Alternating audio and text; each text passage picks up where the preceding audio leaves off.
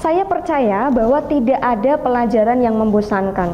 Yang ada adalah guru yang membosankan. Jika mengajar sama dengan menyampaikan materi, maka semua orang bisa melakukannya. Tapi jika mengajar sama dengan membuat anak kita paham, membuat anak kita sadar bahwa saya punya kemampuan untuk bisa menyelesaikan pekerjaan itu dengan baik, maka tidak semua orang bisa melakukannya. Nah, untuk membantu orang tua atau guru supaya dia bisa mengajar dengan lebih efektif dan efisien, mengajar dengan cara yang tepat supaya anak kita itu tidak sekedar tahu tapi dia juga sadar dengan potensi yang dimiliki, saya akan membagikan tips cara mengajar yang tepat.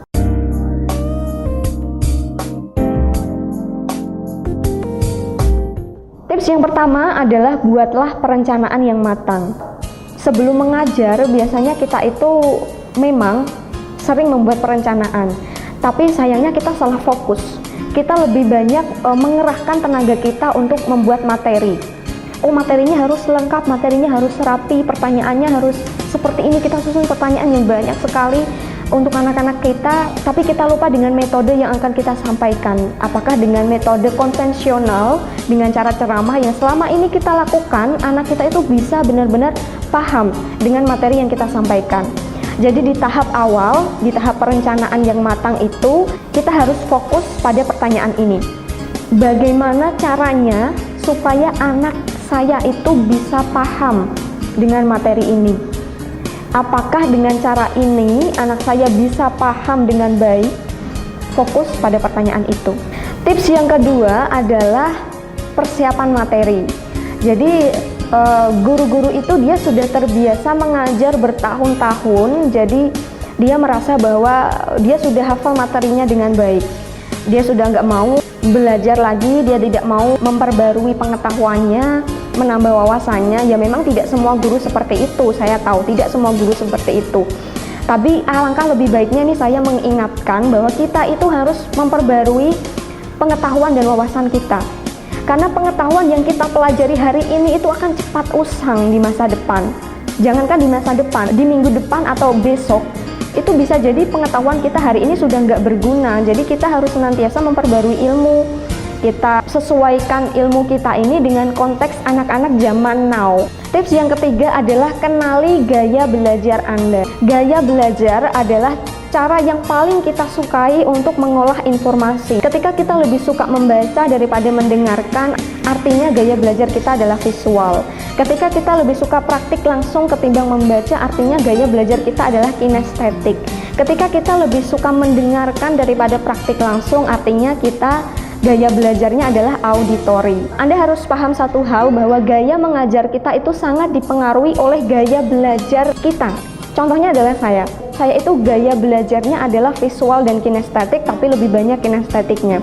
Jadi saya suka baca buku, tapi saya lebih suka untuk praktik langsung. Saya nggak paham kalau cuma sekedar mendengarkan atau baca. Ketika Anda paham bahwa gaya belajar itu ada 3 jenis, maka Anda harus kombinasikan gaya belajar auditori, gaya belajar visual dan kinestetik ke dalam satu metode, sehingga semua anak itu bisa terakomodir, semua anak diperlakukan dengan adil, semua anak merasa paham dengan baik apa yang disampaikan gurunya.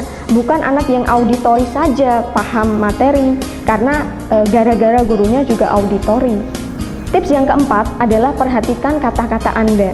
Anak-anak itu dia sangat peka dengan apa yang didengar, sangat peka dengan bahasa tubuh orang-orang di sekitarnya, apalagi kata-kata dan bahasa tubuh dari orang tua dan gurunya, yang mana kita itu adalah teladan mereka, kita itu adalah orang-orang yang mereka hormati.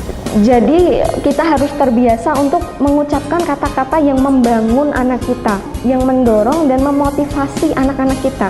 Jangan sampai kata-kata yang kita ucapkan itu bikin anak itu down. Saya masih ingat dulu saya waktu SMP, saya pernah dikasih pertanyaan sama guru saya dan saya tidak bisa menjawabnya. Ketika saya tidak bisa menjawab, guru saya merespons seperti ini, utekem kopior. Nah, itu dalam bahasa Jawa ya. Bahasa Indonesianya adalah otakmu kopior. Otak saya itu ya isinya rusak lah gitu intinya. Pasti saya takut, saya shock, dan saya kaget, dan saya sedih. Dan ini bukan contoh yang baik, karena guru dan orang tua itu kata-katanya sangat diperhatikan oleh anak-anak kita. Anak-anak yang sensitif dia pasti akan sakit hati, dia pasti akan takut, dia pasti akan ngeri gitu lihat gurunya gabung sama kelas itu lagi, dia minder pasti. Anak itu apakah dia jawabannya salah atau benar, kita tidak pantas untuk ngasih label. Penilaian dan evaluasi yang kita lakukan itu adalah proses dia untuk bisa mendapatkan jawaban itu bagaimana.